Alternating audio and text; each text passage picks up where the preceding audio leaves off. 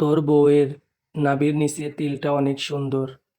রাসেলের মুখে এরকম কথা শুনে পুরো শরীর কেঁপে উঠল জাহিদের। নিজের চোখে যেন বিশ্বাস করতে পারছে না ও। এসব কি বলছে রাসেল? আমি কি স্বপ্ন দেখছি? বেস্ট ফ্রেন্ড হয়ে এই ধরনের কথাবার্তা? এইসব ভাবতে ভাবতে জাহিদ রাসেলকে বলে উঠল, কি বলছিস এসব তুই?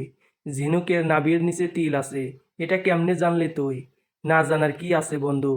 এটাই এখন শুধু আমি নয়, পুরো পৃথিবীর মানুষ জানবে। রাসেল, এবার কিন্তু বেশি হয়ে যাচ্ছে। কি বলতে চাচ্ছিস তুই? তেমন কিছু না। তবে নিজের বউকে দিয়ে এরকম যৌন ব্যবসা না করালেই পারতি। কত টাকা লাগবে তোর? আমি দিতাম। জাহিদ আর নিজেকে কন্ট্রোল করতে পারলো না। রাসেলের শার্টের কলার চেপে ধরলো। রাগে ফুসফুস করছে জাহিদ। মনে হচ্ছে রাসেলকে এই মুহূর্তে খুন করে ফেলবে। মুখ সামলে কথা বলবি। আজকে তুই আমার বন্ধু বলে ছেড়ে দিলাম। অন্য কেউ হলে এখানে মেরে পুঁতে রেখে দিতাম। আমার ঝিনুকের সম্পর্কে এতটা বাজে কথা বলতে তোর একটু আত্মা কাঁপলো না? জাহিদ স্পষ্ট লক্ষ্য করলো রাসেল কাঁদছে। রাসেলের চোখ দিয়ে টপ টপ করে বৃষ্টির ফোঁটার মতো পানি ঝরছে। এই অবস্থা দেখে আরো কৌতূহল হয়ে উঠল। কি হয়েছে রাসেল? প্লিজ বলবি কিছু? এখন রাত কয়টা বাজে? আর ঝিনুক কোথায়? ঝিনুক এখন অফিসে। আর এখন তো রাত প্রায় 11টার কাছাকাছি। এত রাত করেও অফিস থেকে ফেরে, এর কারণটা কি কোনোদিন জানতে চেয়েছিলি তুই? একবার জিজ্ঞাসা করেছিলাম। তখন বলেছিল অফিসে অনেক কাজ থাকে, তাই আসতে দেরি হয়ে যায়। বাহ, অনেক সুন্দর। অফিসের নাম করে রাতের বেলা কি সব করে বেড়ায় জানিস তুই? মানে কি? তুই কি আমাকে বিষয়টা ক্লিয়ার করে বলবি? ঝিনুক আর ওর অফিসের বসের সাথে পর্ন ভিডিও ফাঁস হয়েছে। হট! জাহিদ অবাক হয়ে গেল। হা করে এক দৃষ্টিতে তাকিয়ে আছে রাসেলের দিকে। এক মুহূর্তের মধ্যে সবকিছু যেন এলোমেলো হয়ে গেল। ঠাস ঠাস করে দুইটা চড় মারল রাসেলের গালে। জাহিদ পাগলের মতো হয়ে যায়। আমাকে মেরে ফেল, কেটে ফেল, তবুও আমি কিছু বলবো না। আমি যখন প্রথম এই ভিডিওটা দেখি, নিজের চোখকে আমিও বিশ্বাস করতে পারছিলাম না, কিন্তু এটাই সত্য। রাসেল, তোর কাছে কোনো প্রমাণ আছে? অস্থিরতার সাথে রাসেলকে প্রশ্নটা করে জাহিদ। হ্যাঁ, এই দেখ। রাসেল ভিডিওটা চালু করে জাহিদের সামনে ধরলো। সেখানে স্পষ্ট দেখা যাচ্ছিল ঝিনু কারোর অফিসের বস। নিজের মুখ চেপে ধরে জাহিদ। এসবও কি দেখছে? এইটা দেখা আর শোনার আগে কেন মরণ হলো না জাহিদের? জাহিদ চিৎকার করে বলে উঠল, আমি এটা বিশ্বাস করি না। এটা হতে পারে না। আমার ঝিনুক কখনোই এমনটা করতে পারে না। এখন তো দেখলি কতটা নিচে নেমেছে ঝিনুক। ঘরে নিজের স্বামী থাকতে অন্য পর পুরুষের সাথে না জানে আরো কত কি করেছে। চুপ, একদম চুপ। ঝিনুক সম্পর্কে আর একটা বাজে কথা বললে আমি ভুলে যাব যে তুই আমার বন্ধু। ঝিনুকের মুখে না শোনা পর্যন্ত আমি বিশ্বাস করব না। তুই চলে যা এখান থেকে। রাসেল চলে গেল। মনে হয় কিছুটা কাটা ঘায়ে নুনের ছিটা দিতেই এখানে এসেছিল রাসেল। এত কিছু হওয়ার পরেও জাহিদ একজনের জন্য অপেক্ষা করছে, আর সে হলো ঝিনুক। ঝিনুককেও প্রচন্ড বিশ্বাস করে। রাসেল ভুলে ওর মোবাইলটা ফেলে রেখে চলে যায়, কিন্তু জাহিদ মোবাইলটা ধরতেই ভয় পাচ্ছিল। হৃৎপিণ্ড কাঁপছিল অনেক জোরে জোরে।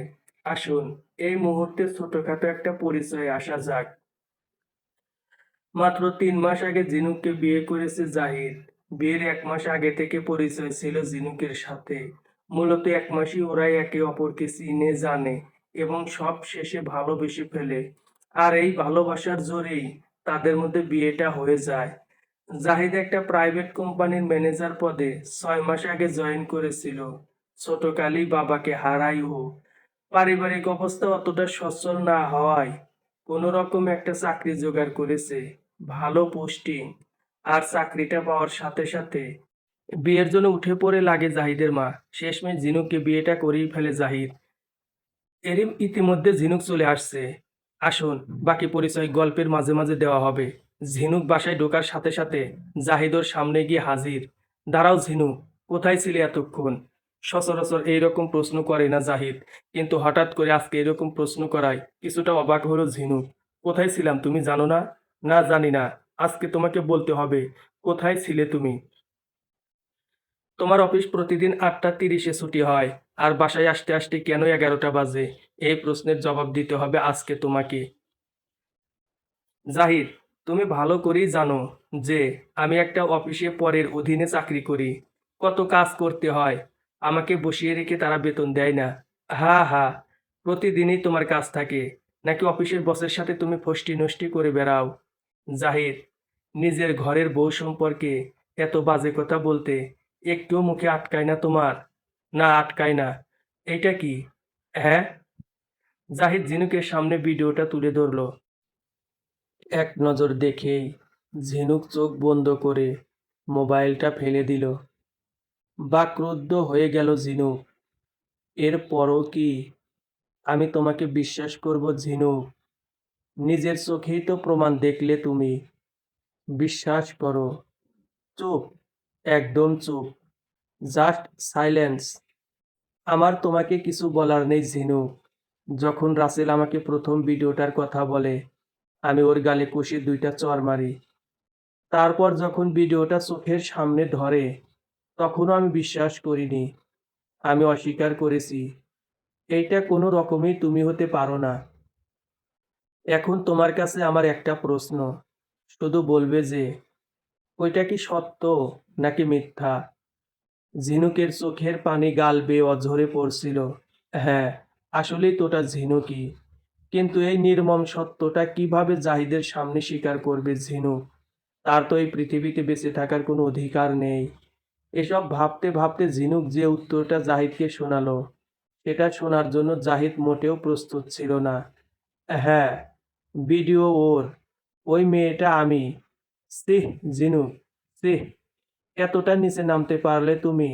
জাহিদের কথা শুনে অনবরত কান্না করে চলছে ঝিনুক। কি উত্তর দেবে সেটা ভেবে পাচ্ছিল না ও। ঝিনুক জানে যে ও অনেক বড় পাপ করে ফেলেছে। আমাকে ক্ষমা করে দাও জাহিদ, এছাড়া আমার আর কোনো উপায় ছিল না। কিসের উপায়? অফিসের বস আমাকে চাকরি থেকে সাসপেন্ড করতো যদি না আমি তার সাথে। ব্যাস, অনেক হয়েছে, এইবার থামো। তোর চেহারা দেখতে আমার ঘৃণা করছে। একটা নষ্টা মেয়ে, ছিহ। তুই এই মুহূর্তে চলে যাবি আমার বাড়ি। জাহিদ, আমাকে ভুল বুঝো না, প্লিজ। বিশ্বাস করো, চাকরিটা বাঁচাতে হলে এছাড়া কোনো পথই ছিল না আমার কাছে। কেন? তুই বিষয়টা আমার সাথে শেয়ার করলি না কেন? আরে, মান সম্মান ইজ্জতের চেয়ে কি চাকরি বড়? ঝিনুক দৌড়ে এসে জাহিদের পায়ে পড়ে যায়, অনেক কান্নাকাটি করে, অনেক ক্ষমা চায়, কিন্তু কোনো রকমই জাহিদের মন গলে না। গলারও কথা নয়। এইটা যে সেই ভুল নয়, নিজের আত্মসম্মান নিয়ে খেলা করা। জাহিদ ঝিনুককে একটা লাথি মারে। এরপর কোনোদিন যেন তুই আমার সামনে আসিস না। আমি তোকে তালাক দিলাম। তালাকের কথা শুনে ঝিনুকের মাথায় বাজ ভেঙে পড়ল। উচিত একটা কাজ করেছে জাহিদ, এছাড়া কোনো উপায় জাহিদেরও ছিল না। তাই ও ঝিনুককে তালাক দিয়ে দেয়। তালাকের কথা বলে ধপাস করে বসে পড়ে জাহিদ। ভাবতে থাকে সেদিনের কথা, যেদিন জাহিদের অ্যাক্সিডেন্ট হয়েছিল। আসুন জেনে নেই সেই কাহিনী। বিয়ের 5 দিন পর সকালবেলা। ঝিনুক, এই ঝিনুক, কোথায় গেলে? আমি তো অফিসে যাব। এদিকে একটু আসো না প্লিজ। আসছি, একটু দাঁড়াও। আমার অফিসের সময় হয়ে যাচ্ছে তো, তাড়াতাড়ি করো। কি হয়েছে? এত চেঁচামেচি কি জন্য? আমার শার্টের বুতাম লাগাবে কে? টাই বেঁধে দিবে কে? ঝিনুক জাহিদের শার্টের বুতাম একটা একটা করে লাগিয়ে দিল। জাহিদ এক পলকে ঝিনুকের দিকে তাকিয়ে রইল। বোতাম লাগানো শেষে জাহিদ ঝিনুকের কপালে ছোট্ট করে একটা চুমু দিয়ে অফিসের পথে রওনা হলো। দুপুরবেলা হাসপাতাল থেকে ফোন আসলো, জাহিদ অ্যাক্সিডেন্ট করেছে এবং ওনার একটা পা ভেঙে গেছে। ঝিনুক আর জাহিদের মা সেখানে দ্রুত পৌঁছায়। কি করে এমন হলো? ঝিনুক, এ কিছু না, ঠিক হয়ে যাবে। গাড়ি থেকে নেমে রাস্তা পার হওয়ার সময় একটা মাইক্রো এসে আমাকে ধাক্কা মারে। ধাক্কাটা পায়ে লাগে। দেখে চলতে পারলি না? আজকে যদি তোর কিছু একটা হয়ে যেত। জাহিদের মা, মা, তুমি এত ভেঙে পড়ছো কেন? আমি কি ইচ্ছে করে এমনটা করেছি? সব ঠিক হয়ে যাবে। 1 সপ্তাহ পরে জাহিদকে হাসপাতাল থেকে বাসাতে আনা হয়। পরদিন সকালবেলা জাহিদের নামে একটা নোটিশ আসে যে তার চাকরিটা চলে যাবে যদি না সে কালকের মধ্যে অফিসে জয়েন করে। জাহিদ অনেক কষ্ট করে স্যারদের সাথে যোগাযোগ করেও কিন্তু কোনো কিছুতেই রক্ষা করতে পারে না চাকরিটা। এদিকে সংসার যখন অনেকটা অভাব অনটনের মধ্যে পড়ে যায়, তখন ঝিনুক সিদ্ধান্ত নেয় কিছু একটা করতে হবে। জাহিদ, আমি একটা চাকরিতে জয়েন করতে চাই, মাসে 15,000 টাকা মাইনে। ঝিনুক, তুমি কি পাগল হয়ে গেছো? তোমাকে কেন চাকরি করতে হবে? আমি আগে সুস্থ হয়ে নেই। একটা চাকরি চলে গেছে তো কি, আরো চেষ্টা করব। কিন্তু সে পর্যন্ত কেমনে সংসার চলবে? তুমি আমাকে মানা করো না প্লিজ। জাহিদ আর কিছু বলতে পারলো না। মনে মনে ভাবলো, এখন পরিবারের আর্থিক অবস্থা খুব বিপর্যয়। এই মুহূর্তে যদি ঝিনুক সংসারে হাল ধরে এতে ক্ষতি কি? যেহেতু জাহিদের চাকরিটাও চলে গেছে, তাই সবকিছু ভেবে চিন্তে জাহিদ ঝিনুককে অনুমতি দেয়। কি ব্যাপার, তুই এখনো এই বাড়ি থেকে যাসনি? নাকি তোকে আমি ঘাড় ধাক্কা দিয়ে বের করে দেব? ঝিনুক নিস্তব্ধ হয়ে গেল। চলে যাওয়া ছাড়া আর কোনো উপায় নাই ওর হাতে। ঝিনুক চলে আসতে লাগলো। জাহিদ ভাবতে লাগলো তাদের বিয়ের 15 দিন আগের কথা। ঝিনুক, ধরো কখনো যদি আমার চাকরিটা চলে যায়, আমার পরিবার নিয়ে চলা খুব কঠিন হয়ে পড়ে, তখন কি করবে তুমি? তুমি যা খাবে আমিও তাই খেয়ে বেঁচে থাকবো। একটা কাপড়ে বছর পাড়ি দিয়ে দেব, তবুও আমি কখনো তোমাকে ছেড়ে যাব না। সেদিনের এই কথায় অনেকটা বেশি বিশ্বাস করে ফেলেছিল ঝিনুককে। জাহিদ সেগুলো ভাবতে ভাবতে কাঁদতে লাগলো। নিয়তি হয়তো তাকে আজকে এই পর্যায়ে নামিয়ে এনেছে। 7 মাস পর জাহিদ নতুন চাকরিতে জয়েন করেছে। 2 মাস হলো। ছুটির দিন, বাসায় বসে বই পড়ছিল, তখনই একটা চিঠি আসলো। চিঠিটা খুলে জাহিদ দেখলো ঝিনুকের দেওয়া চিঠি। প্রথমত অনেক রাগ হওয়া সত্ত্বেও জাহিদ চিঠিটি খুলে পড়ে।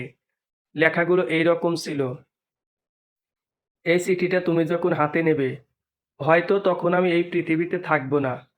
আমি হাসপাতালের বেডে শুয়ে আছি। একটু পরে আমাকে সিজার করানো হবে। বিশ্বাস করো জাহিদ, আমি তোমাকে প্রচণ্ড ভালোবাসি। হ্যাঁ, আমি দোষ করেছি, সেটা আমাদের পরিবারের জন্যই করেছি। কিন্তু আমি পরে আমার ভুল বুঝতে পারি। আমি জানি তুমি আমাকে মেনে নেবে না। ডাক্তার বলেছে যে কোনো একজনকে বাঁচাতে পারবে, আমাকে নয়তো আমার পেটের সন্তানকে। বিশ্বাস করো, এই সন্তান তোমারই সন্তান। না হলে তুমি ডিএনএ টেস্ট করাতে পারো। আমি অসতী, কিন্তু আমার পেটের সন্তান, যেটার জন্মদাতা পিতা তুমি। তুমি ওকে খুব আদরে রাখবে, কোনোদিনও মায়ের অভাব বুঝতে দেবে না। প্লিজ, তোমার কাছে হাত জোর করে বলছি, বাচ্চাটাকে তুমি নিয়ে যেও। ইতি, তোমার অসতী বউ, ধিনু।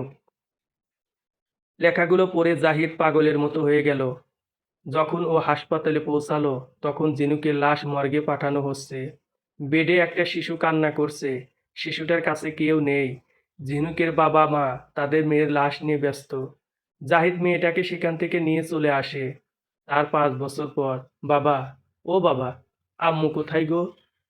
সবার তো আম্মু আছে, আমার কি আম্মু নেই? না মামনি, তোমার আম্মু অনেক আগেই চলে গেছে। কোথায় চলে গেছে? না ফেরার দেশে। কেন চলে গেছে? জাহিদের মুখ আটকে গেল এইটুকু বাচ্চা মেয়ের মুখে। এইরকম প্রশ্নের উত্তর জাহিদ কেমনে দেবে? পারবে কি সত্যিটা বলতে?